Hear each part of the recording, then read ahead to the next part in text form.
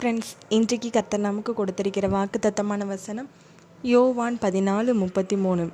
என்னிடத்தில் உங்களுக்கு சமாதானம் உண்டாயிருக்கும் பொருட்டு இவைகளை உங்களுக்கு சொன்னேன். உலகத்தில் உங்களுக்கு உபத்திரவம் உண்டு, ஆனாலும் திடன் கொள்ளுங்கள், நான் உலகத்தை ஜெயித்தேன் என்றார். ஃப்ரெண்ட்ஸ், நம்ம இப்போது இந்த வசனத்தின் மூலமாக ஒரு கதை கேட்டு தியானிக்கலாமா?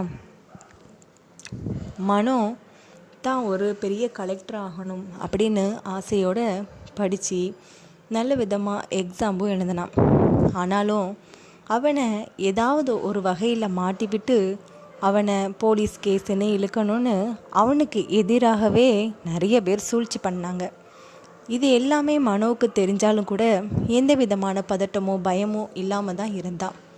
அப்படி இருக்கும்போது ஒரு நாள் அவனுக்கு தெரியாமலே நிறைய பேர் அவனை சூழ்ந்திருந்து, நீ தானே இந்த மாதிரி ஒரு வீட்டில் போய் திருடுன அப்படின்னு அவனுக்கு விரோதமாக பேசுகிறதுக்கு ஆட்களை ஏவி விட்டாங்க.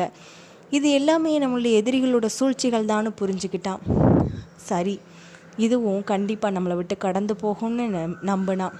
ஆனால் மனோ இதில் கொஞ்சம் மாட்டிக்கிட்டான்.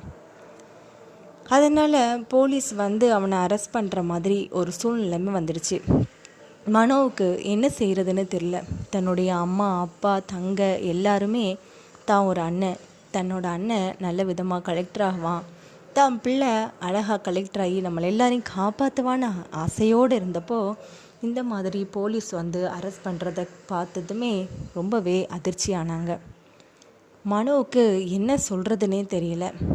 சரி, இனிமே கடவுள் விட்ட வழிதான்னு சொல்லிட்டு அவங்களும் அதை எல்லாவற்றையுமே தன்னுடைய மனசுக்குள்ளே எடுத்துக்கிட்டான். அப்படி இருக்கும்போது அவனுக்கு விரோதமாக இருக்கிறவங்க இதை உடனே நீங்கள் எஃப்ஐஆர் போட்டுருங்க, அப்படின்னா மட்டும்தான் இவன் தப்பிச்சு போக முடியாதுன்னு எல்லாரையும் வற்புறுத்த ஆரம்பித்தாங்க. போலீஸும் அவன் மேலே எஃப்ஐஆர் போட்டுச்சு. இந்த மாதிரி போலீஸ் கேஸ் ஆனதுக்கப்புறமா நாம் எப்படி கலெக்டர் ஆவோன்னு அவனுக்கு இருந்த எல்லா நிம்மதியும் தொலைஞ்சு போச்சு. அதுக்கப்புறம் தான் தெரிஞ்சிச்சு, இல்லை இவன் திருடலை, இவன் நிரபராதின்னு சொன்னாங்க. ஆனாலும் அவன் மேலே ஒரு விதமான பிளாக் மார்க்கை கொடுத்தாங்க.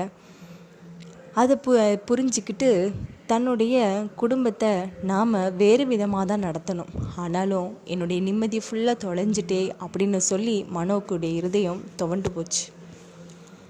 இதை பற்றி அவனுடைய நண்பன் சொன்னால், டேய், நீ இதையாவது பொருளை தொலைச்சிருந்தா தொலைச்ச இடத்துல போய் தேடணும், ஆனால் நீ இழந்தது இப்போ நிம்மதிடா, தொலைஞ்சு போன இடத்துல போய் தேடக்கூடாது.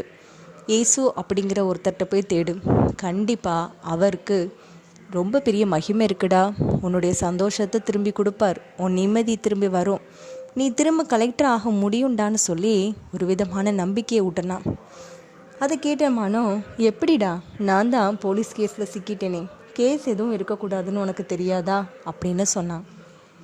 பரவாயில்லடா, இந்த உலகத்தையே கர்த்தர் தானே நியமித்து வச்சுருக்காரு, அதனால இதிலெல்லாம் உபத்திரவம் இருக்கதாண்டா செய்யும், ஆனாலும் நாம் நல்ல திடமனதாக இருந்து கர்த்தர் நம்மளுக்கு உலகத்தை ஜெயித்து வச்சுருக்கிறாரு, அதனால் உனக்கும் நன்மை செய்வார்டான்னு சொன்னான். இதை புரிஞ்சுக்கிட்டு திரும்ப மனோ இயேசுவை நம்ப ஆரம்பித்தான், ஜெபம் பண்ண ஆரம்பித்தான். ஒரு பெரிய மாற்றம் என்ன அப்படின்னா, அவனுக்கு அந்த எக்ஸாமில் நல்ல மார்க் எடுத்து அவனுக்கு அந்த இடத்துல சீட்டும் கிடச்சிச்சு.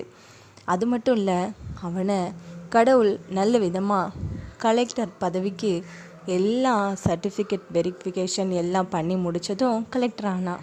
ரொம்ப சந்தோஷமாக இருந்தான் மனோ. அது உன்னுடைய குடும்பமே ரொம்ப சந்தோஷமாச்சு.